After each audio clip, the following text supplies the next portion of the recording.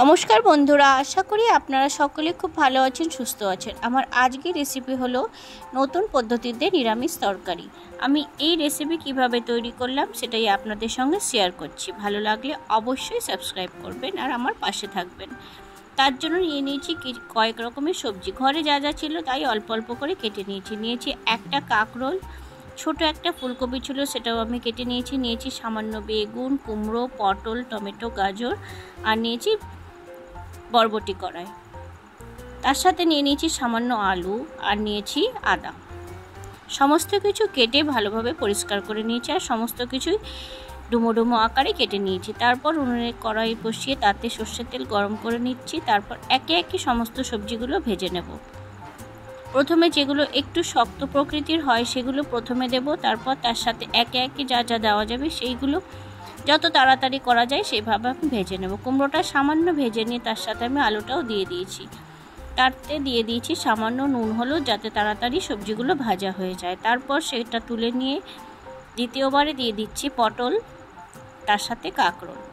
এই দুটো খুব বেশি শক্ত হয় না, সেই জন্য দুটো একসাথেই দিয়ে দিলাম আর হালকা লালচে করে ভেজে তুলে নেব। এইভাবে একে একে আমি সমস্ত সবজিগুলোই ভেজে নেব। বাড়িতে যখন কয়েক রকম সবজি পড়ে থাকে, সেরকম কিছু ভালো কিছু না থাকে, তখন এই সবজিগুলো দিয়ে কীভাবে ভালো রেসিপি তৈরি করা যায় সেটাই আমি আপনাদের সঙ্গে শেয়ার করলাম। আপনারা অবশ্যই স্কিপ না করে পুরোপুরি দেখুন, তাহলেই বুঝতে পারবেন গরমকালের এই সামান্য সবজি দিয়েও অসাধারণ স্বাদের রেসিপি তৈরি করা যায়। আর ভালো লাগলে অবশ্যই কমেন্টে জানান আর চ্যানেলটিকে অবশ্যই সাবস্ক্রাইব করুন। দীপালি পাল কুকিং চ্যানেলের আমি দীপালি।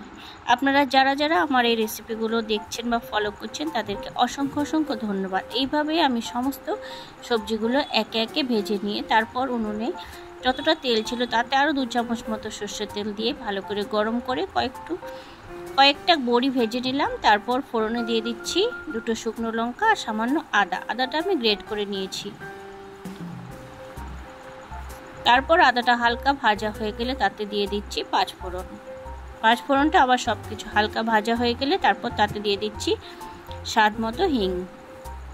সামান্য হিং ব্যবহার করলে সবজি তাড়াতাড়ি হজম হতে সাহায্য করে। একই সবজি পেটের জন্য খুবই ভালো, তাতে আবার যদি হিং দেওয়া যায় তাহলে আরও তাড়াতাড়ি সবজিটা আমাদের হজম করতে সহযোগিতা করবে। হিং পেটের জন্য খুবই উপকারী। তারপর মশলা দিয়ে দিচ্ছি হলুদ গুঁড়ো, সামান্য ধনে গুঁড়ো আর দিয়ে দিচ্ছি কাশ্মীরি লাল লঙ্কার গুঁড়ো আর স্বাদ মতো নুন। সমস্ত মশলা সামান্য জল দিয়ে ভালো করে কষিয়ে নেব যাতে টমেটোটা হালকা নরম হয়ে যায়।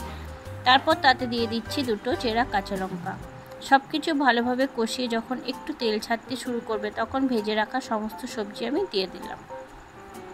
সবজি যেহেতু আগে থেকে ভাজা ছিল সেজন্য খানিকটা নরম তো হয়েই গেছে, তবুও আরও একবার ভালো করে মশলার সাথে মিশিয়ে নিয়ে 5 মিনিট মতো ঢাকা দিয়ে রাখবো, যাতে যতটুকুনি শক্ত ভাব আছে সব কিছু ভালোভাবে নরম হয়ে যায়।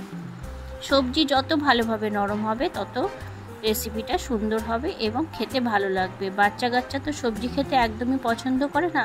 এইভাবে আপনারা অবশ্যই এই 5 মিশালি সবজি তৈরি করে বাচ্চাদের খাওয়াবেন। বাচ্চা বড় প্রত্যেকেই খুব ভালো লাগবে আর ভালো বলবে মা আরও একবার তৈরি করে দাও। তারপর দিয়ে দিচ্ছি আমার স্পেশাল ভাজা মশলা। এই ভাজা মশলা রেসিপিতে আমি অনেক রেসিপিতেই আপনাদের সঙ্গে শেয়ার করেছি। তাতে আছে গোটা গরম মশলা, জায়ফল, জয়িত্রী, ধনে, জিরে, সমস্ত শুকনো খোলায় ভেজে ভালোভাবে মিক্সিতে গুঁড়ো করে আমি রেখে দিই। এই মশলা আমি সমস্ত ভেজ নন ভেজ সব রেসিপিতেই ব্যবহার করি। তারপর সামান্য ধনেপাতা দিয়ে সামান্য জল দিয়ে গামাখা হয়ে গেলে ফুটিয়ে পাত্রে নামিয়ে নিয়েছি। ধন্যবাদ।